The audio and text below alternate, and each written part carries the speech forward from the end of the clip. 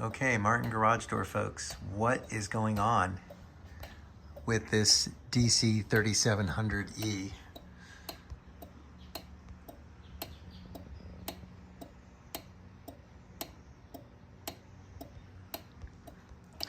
So the remote works. Let me grab the remote here. Okay, so here's the remote. That works. Same as this button here, so that works fine. So we're closing the door. Okay, all good. Light is solid on, it's not blinking, everything's fine. Now watch what happens when I open the door.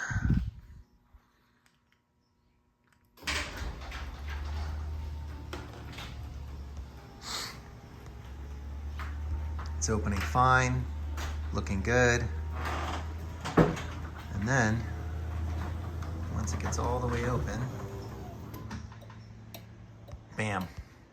It starts blinking like crazy, and this just goes forever. It does not stop until you close the door. So if you leave this garage door open for 10 hours, this light's gonna be blinking and clicking for 10 hours. I'm trying to follow program instructions for this with this LED setup, but it doesn't match any of the videos. All the videos show numbers 1 through 8 here for these.